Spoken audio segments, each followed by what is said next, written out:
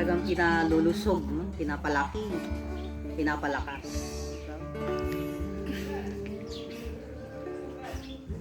Ang Diyos, lumikha ng langit at lupa. No? Alam nyo, sa creation pa lang, minamahal ka na ng Panginoon eh. Diba? Sa creation pa lang, huli niya nilikha ang tao. Anong reason doon? Inuna niya yung mga hayop, inuna niya yung mga halaman, inuna niya yung mga bituin. So, bakit gano'n ang arrangement ng Panginoon sa paglikha? Ang tao ay huli at hindi niya inunang tao. So, anong reason doon? Ang reason doon, inuna ng Diyos lahat ng ating kailangan bago niya tayo binuhay, bago niya tayo nilikha. Inuna niya muna yung mga puno na nagbibigay ng pagkain. Inuna niya muna yung mga hayop na yung kailangan ng tao eh. Nakakatulong yung mga hayop eh. Inuna niya muna yung mga bituin, araw, buwan, inuna niya. Bakit? Kailangan ng tao kahit gabi, eh may liwanag na buwan. No? Ganon.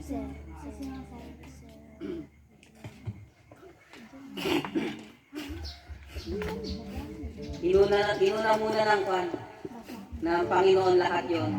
Kasi inuna niya muna yung mga kailangan natin bago niya tayo nilikha. Ganyan tayo ka-special, no? Sa mata ng Panginoon. Ganyan tayo kahalaga sa Kanya. Kaya sana maging mahalaga din ang Panginoon sa akin. Maniwala tayo na tayo iniingatan ng Diyos. Maniwala tayo na tayo minamahal ng Diyos. Simula pa lang na tayo sinilang. No?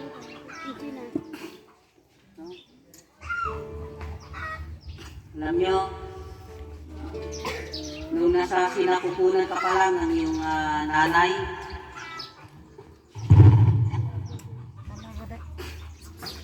pinili ka na eh.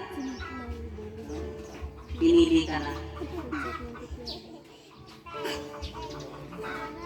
Marami sanang lalabas sa tiyan ng nanay mo eh.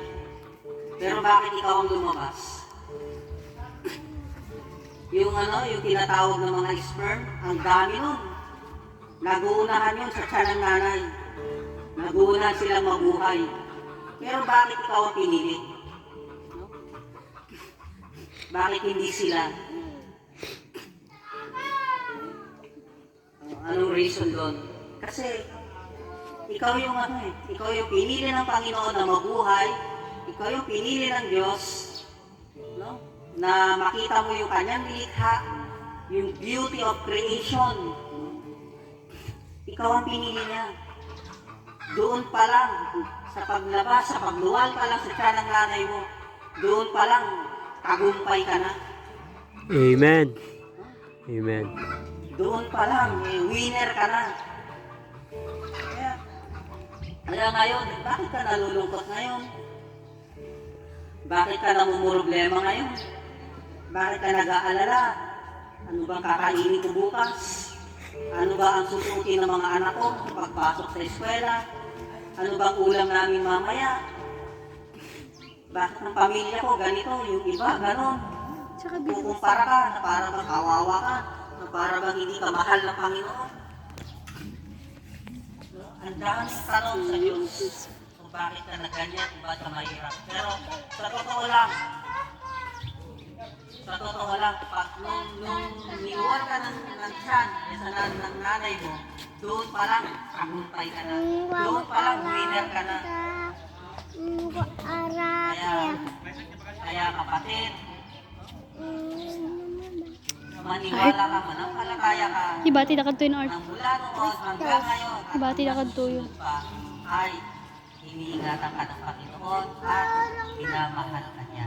Amen. Amen? Praise the Lord. Sige, kantahin ulit natin yung minamahal kita, tas manalangin tayo. Sige, kantahin natin. Minamahal kita. Sinasamba kita, Panginoon. Sinasamba kita. Buhay, Panginoon. Sa aking buhay ay ikaw ang nagbigay kahulugan. Minamahal. Sinasamba kita. Minamahal kita, Panginoon. Minamahal kita.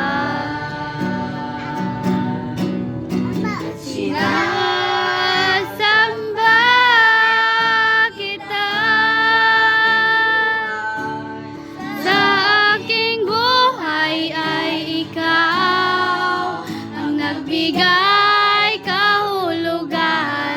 Minamahal, sinasamba kita.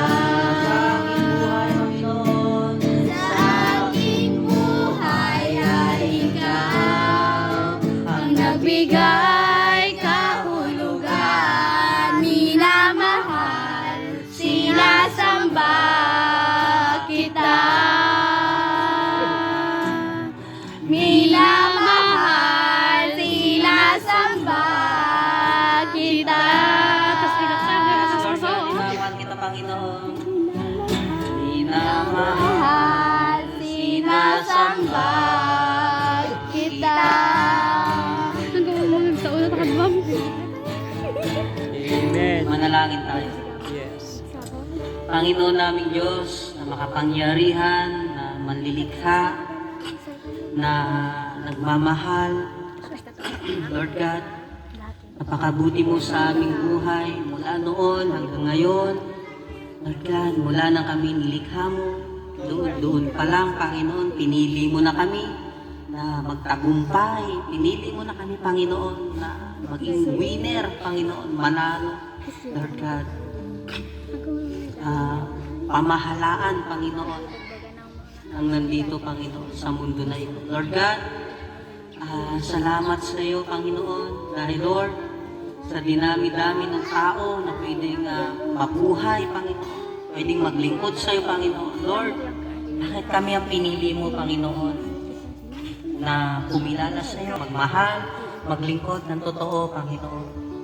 Lord God, napakabuti mo sa amin, dakila ang iyong pag-ibig, Lord God. Hindi namin kayang tumbasan, hindi namin kayang pantayan, Panginoon, ang pag-ibig mo sa amin. Lord God, ilang taon na kami dito, Panginoon. Lord, may mga magulang, may mga nanay, may mga lolo, lola, matatanda na, Panginoon. But Lord, iniingatan mo kami palagi, Panginoon. Inalalakas mo kami, Panginoon.